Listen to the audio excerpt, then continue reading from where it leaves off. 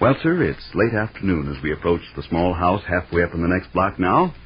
And here, walking along the alley towards home, we see Mr. Rush Gook. The young man has just finished an intensive session of baseball in Tatman's vacant lot. He quickens his pace now because he discerns a familiar figure on the back porch. Listen. Hi there. Hello, Rush. Is anybody home? Fine. Glorious day. Yeah. Isn't anybody home? Fine. I guess nobody's home. Mom's downtown shopping with Miss Stembottom, I think. Yeah, that's about the size of it. No, I only been sitting here about 5 minutes. Like to come in the house? Very pleasant out here, Rush. Yes, it is. Take a seat. I'll move over. Okay. Is this your box? Uh-huh. Box of mementos and souvenirs Sam Escher sent me down from Dixon. Oh, sure. I remember you mentioning them. You want Mom to find space for them in the house someplace. That's right. Well, this half-wit box can be stuck down in the basement or up in the attic or tucked back in the corner of a clothes closet. Uh-huh. It's just junk and trash, but stuff a fella hates to throw away. Yeah. Got a trunk full of junk and trash, too, at home. I'll bring over tomorrow, next day. Maybe you better consult Mom about it first. Fine. No, she can throw the half-wit trunk in any old corner. The reason I say you better consult Mom first, Uncle Fletcher, is because I heard her remarking to Gov we haven't got any extra storage space around here. Uh-huh. I even wonder if she'll be able to find room for this box. She can toss it behind the cellar steps if she wants to. There's a pile of stuff a mile high underneath the cellar steps already. Fine. Care to look at some of these souvenirs and mementos, Rush? I'd like to. You didn't lug this big box all the way from Miss Keller's house on your back, did you? I brought it over in Gumbox's garbage wagon. Oh. Tomorrow or the next day, I'll get him to haul the trunk. I think you better talk with Mom about that. Uh-huh. Because I'm almost certain she'll say she can't. Now, here's the picture I told you about the other day. Oh, uh-huh. Buffalo Bill. Buffalo Bill on his Indian pony. It's a gaudy picture, ain't it? Enough different colors to choke a horse. Yeah. Green, blue, purple, red. Black, orange, yellow. What color is this here? Tan, I guess. Uh-huh. I watched the fella paint this picture, Rush. Yeah, you told us about it. Grundy County Fair, year 1904. $2 it cost. You paid your $2, and the fella sat down and splotched out your half-wit picture right on the spot. Hey, Sadie may want to hang this up someplace. Uh-huh. Now, here's an interesting memento. Razor strap?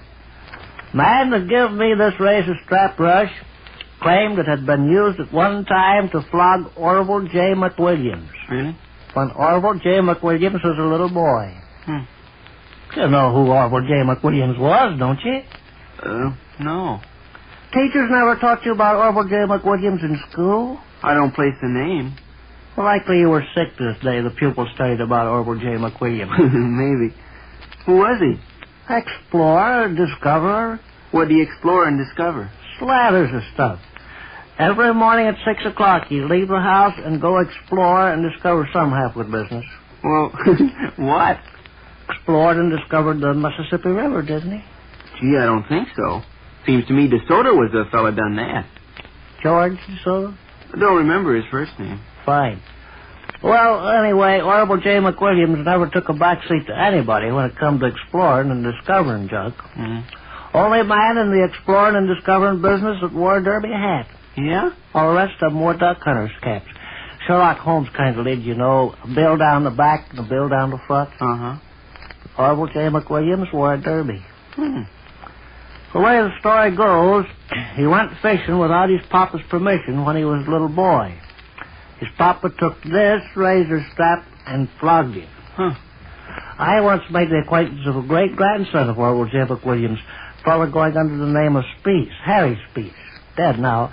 At the time I met him, he was working on the section gang on the Chicago and Alton Railroad out of Gardner, Illinois.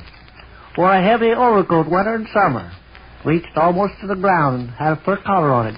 You'd see him out on the track driving spikes with the thermometer 95 degrees in the shade. You say to him, Harry, ain't that overcoat warm?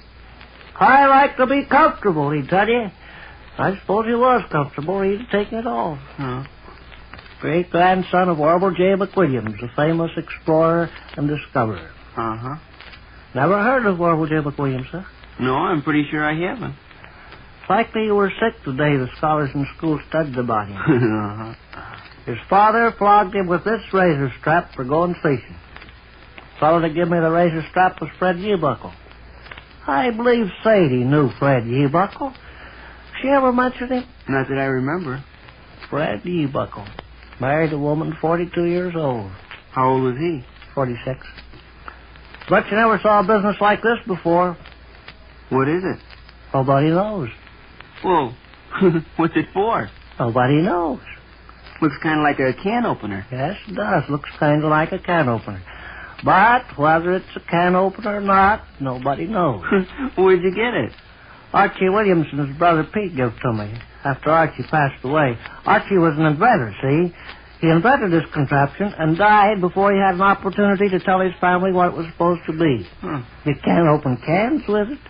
You can't play music with it. You can't do anything with it.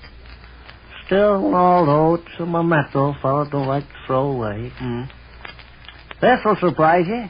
Rock? Rock I picked up one Sunday afternoon on the bank of the Fox River near St. Charles. Heft it once. Take a good tight hold. It'll fool you. Heavy. Heavy as a half-wood horn. I'll say. You wouldn't think a little rock like that weighs so much, would you? Drop it once. Heavy as a half-wood horn. Yeah. No, I picked up that rock one Sunday afternoon while I was strolling along the Fox River with Harry Veep. Harry Veep lives in Winona, Minnesota now. Bet he married a woman 59 years old. What? I say I bet he married a woman 59 years old. Harry Veep? Harry Veep married a woman 20 years old, by George.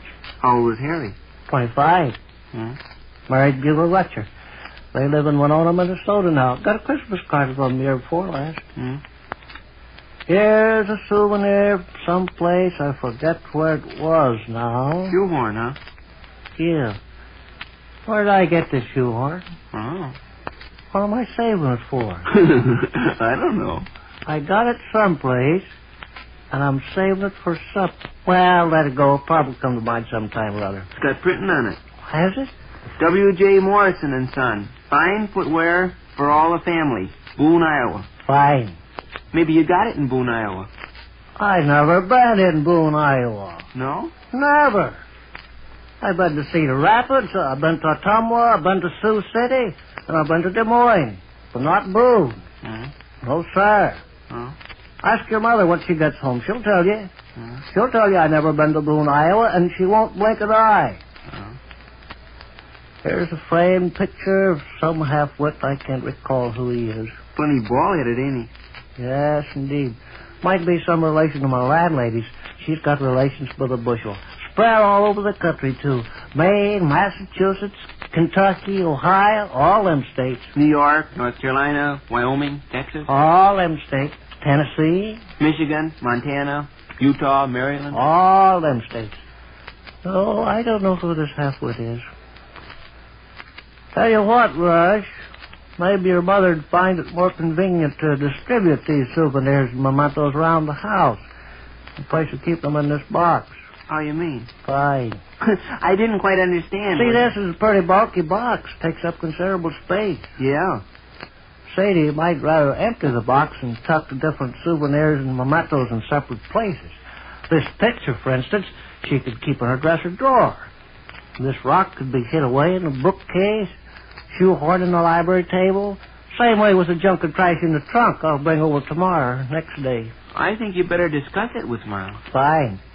Oh, she might like the distributing arrangements a good deal better. About that trunk, Uncle Fletcher, I think I can tell you, Mom hasn't got an extra inch of space. Here, by George. Sleeve garters? Dead sleeve garters. I got no more elastic in them than a rabbit. 4 of them sleeve garters in a bet. Oscar Slavers, fellow there in Belvedere, bet me a pair of sleeve garters he could crack a walnut with his teeth. Chewed and bit and choked and sweat for an hour and a half. Never phased the walnut. These are those sleeve garters. Oscar Slavers. Didn't have sense enough to stay out in the rain. Married a woman 34 years old. How old is he? 36.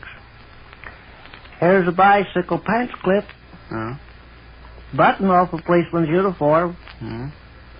Another picture, some half-wit. I can't place who he is. Oh.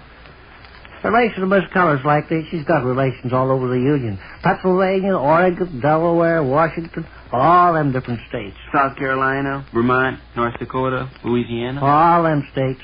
Arkansas. Florida, New Hampshire, Arizona. All them states. This rock interests me. It's so little and yet so heavy. Uh-huh. Picked up that rock one Sunday afternoon while I was strolling along the Fox River. Harry Veep was with me. Darn rock weighs a ton. Drop it once. Flamedest rock I ever saw. Uh-huh. No, junk like this is just trash, not worth a dime, but the fella hates to part with it. Uh-huh. I'll collect souvenirs and mementos. And, Hey, here comes Mom up the alley. Yeah. Probably she'll want me to bring my box in the house and shove it under the davenport or someplace. Oh. Clothes closet, cellar, attic. I don't care. Oh. Here's a watch fob Hobart Anderson gave me for Christmas 20 years ago. Huh. Hobart Anderson. Married a woman 41 years old. How old was he? 47. Hello, Sade. Which concludes another brief interlude at the small house halfway up in the next block. And there we leave Vic and Sade until the next time. Boy, when it comes right down to good eating, I don't think you can beat fried chicken. Chicken that's been fried all golden brown and so crisp it fairly crackles when you bite into it. Man, oh man, that's food. Of course, I always like to have my chicken fried the Crisco way, 'cause then I know it's digestible. Did you know that foods fried in pure, all-vegetable Crisco were digestible? Well, that's the truth. Why, in answer to a question sent doctors by a leading medical publication, 2 out of every 3 doctors who replied specifically called attention to Crisco's digestibility. And say, there's no worry about fried foods turning out heavy or greasy. I should say not. With this fresh, snowy white Crisco, chicken and fritters and all your fried foods turn out crispy and light and delicious. So why not get Crisco today? It costs only a few pennies a week for all your frying. Just see what a wonderful difference a pure, all-vegetable shortening can make in your fried foods. And don't forget to listen to Crisco's Vic and Sade the next time. This is Paul Luther speaking.